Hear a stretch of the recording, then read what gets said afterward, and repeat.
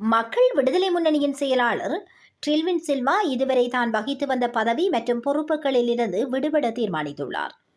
நீண்ட காலமாக கட்சிக்காக பணியாற்றிய நிலையில் மற்றும் ஒருவருக்கு வாய்ப்பு வழங்கும் நோக்கில் இந்த முடிவை அவர் எடுத்துள்ளதாக கட்சி தகவல்கள் தெரிவித்துள்ளன.